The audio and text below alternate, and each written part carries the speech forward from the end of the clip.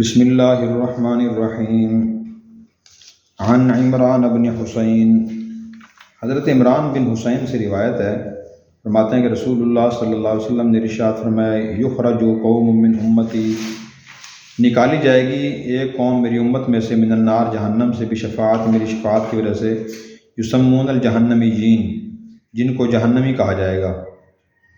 یعنی حضور صلی اللہ علیہ وسلم نے فرمایا کہ میری شفاعت کی وجہ سے اللہ تبارک و تعالیٰ جہنم سے میری امت کی ایک بہت بڑی تعداد نکالیں گے، اور پھر جب وہ جنت میں آئیں گے نا تو لوگ کہیں گے جہنمی، یہ ان کو حقارت کی نظر سے نہیں کہیں گے، بلکہ ان کا اعزاز ہو کہ دیکھو یہ وہ لوگ ہیں جو جہنم میں چلے گئے تھے، اللہ تعالیٰ نے مہربانی فرمائی کہ دوبارہ جنت میں بھیج دیا ہے۔ عن عوف بن مالک قال قال رسول اللہ صلی اللہ علیہ وسلم، عوف بن مالک سے روایت فرماتے ہیں کہ رسول اللہ صلی اللہ علیہ وسلم نے ارشاد فرمایا، اتانی آت من عند ربی، میرے پاس آیا ایک آنے والا میرے رب کی طرف سے، فخیرنی بین ان یدخل نصف امتی الجنہ وبین الشفاعہ، تو اللہ نے مجھے اختیار دیا میری آدھی امت کو جنت میں داخل کرنے اور شفاعت کے درمیان، فاخترت الشفاعہ، میں نے شفاعت کو اختیار کیا، وہی لمن مات لا یشرک باللہ شیئا، وہ شفاعت اس شخص کے لیے ہوگی جس نے اللہ کے ساتھ شریک نہیں کیا ہوگا، وہ اس حال میں مرا ہوگا۔ یعنی حضور نے یہ فرمایا کہ اللہ تعالیٰ نے مجھے پیشکش کی تھی، فرشتہ میرے پاس پیشکش لے کے آیا تھا کہ اللہ تعالیٰ یہ فرما رہے ہیں دو اختیار ہیں آپ کو، یا تو آپ یہ پسند کر لیں کہ آپ کی آدھی امت کو میں جنت میں بھیج دوں گا، یا آپ کو شفاعت کا اختیار دیتے ہیں۔ تو حضور صلی اللہ علیہ وسلم نے وہ پہلو اختیار فرمایا جس میں امت کا فائدہ تھا۔ آپ نے فرمایا کہ نہیں، میری آدھی امت جنت میں نہ جائے، مجھے شفاعت کا اختیار دیں، تو اگر آدھی امت جہنم میں بھی گئی نا تو میں اس کو شفاعت کے ذریعے اس کی سفارش کروں، اللہ تعالیٰ اسے جنت میں بھیج دے۔ ٹھیک ہے، تو یہ آپ کا امت پہ احسان تھا نا، ہمیں بھی کوشش کرنی چاہیے کہ آپ صلی اللہ علیہ وسلم کی سنتوں کو زندہ کریں، آپ کی تعلیمات کو پڑھیں، سمجھیں، عمل کریں، اور زندگی میں بندے کو ایسے ہی کرنا چاہیے کہ جہاں دو اختیار مل رہے ہوں تو جس اختیار میں زیادہ فائدہ ہو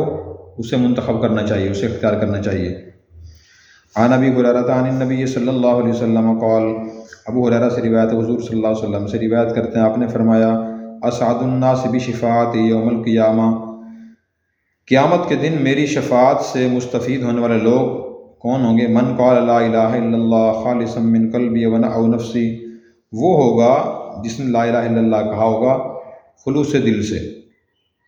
جس نے اخلاص کے نیت سے کلمہ پڑھا ہوگا نا، اس کے لیے شفاعت ہوگی۔ جو بندہ منافق تھا یا مشرک تھا یا کافر تھا تو اس کے لیے شفاعت نہیں ہوگی۔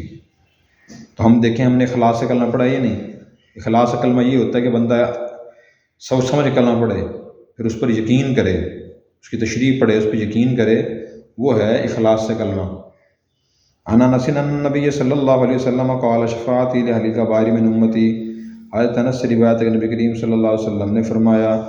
میری شفاعت میری امت کے کبیرہ گناہ گاروں، کبیرہ گناہ کرنے والوں کے لیے ہوگی، کہ جن لوگوں نے کبیرہ گناہ کیا ہوگا تو ان کے لیے بھی آپ صلی اللہ علیہ وسلم شفاعت کریں گے۔ تو ان احادیث کا مقصد کیا ہے؟ مقصد ایک تو یہ ہے کہ ہم اللہ کے نبی کی شفاعت کی امید رکھیں۔ بعض لوگ، بہت تھوڑے سے لوگ ایسے ہوتے ہیں کہ جن میں اللہ کا ڈر خوف بہت غالب ہوتا ہے، وہ یہ سمجھتے ہیں کہ ہماری تو مغفرت ہو ہی نہیں سکتی، ہم نے گناہ اتنے کر رکھے ہیں، فلاں گناہ کیا، فلاں گناہ کیا، وہ مایوسی کے درجے تک پہنچ جاتے ہیں۔ تو وہ خاص طور پہ یہ شفاعت کی حدیث پڑھیں کہ انشاءاللہ اللہ تعالیٰ ہماری مغفرت فرما دیں گے، حضور ہماری شفاعت کریں گے۔ دوسرا طبقہ ایسا ہے مسلمانوں کا جن میں بہت سے لوگ شامل ہیں جو نہ فرائض کو ادا کرتے ہیں دین کے، نہ واجبات کو ادا کرتے ہیں، نہ سنتوں کو ادا کرتے ہیں، اللہ کی بندوں کی حق تلفیاں کرتے ہیں، گناہوں میں مبتلا ہیں۔ جب انہیں کہو کہ جی آپ یہ گناہ چھوڑ دیں، عمل کرنا شروع کر دیں دین پہ، کہتے ہیں بس یہ ہم تو نبی کی امت میں ہیں، نبی شفاعت کریں گے، بیڑا پار ہو جائے گا ہمارا۔ یہ بڑی غلط فہمی ہے۔ اگر صرف شفاعت ہی کی امید کافی ہوتی اور اعمال کی اہمیت نہ ہوتی، گناہ چھوڑنے کی اہمیت نہ ہوتی، تو نبی پاک صلی اللہ علیہ وسلم گناہ چھوڑنے کی تلقین کیوں کرتے؟ نیک اعمال کی ترغیب کیوں دیتے؟ ہر عمل کے فضائل کیوں بیان فرماتے؟ تو نیک اعمال بھی ضروری ہیں، گناہ چھوڑنا بھی ضروری ہیں۔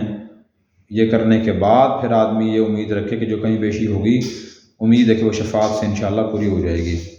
اللہ تبارک و تعالی ہمیں دین سمجھ کر عمل کرنے کی توفیق عطا فرمائے۔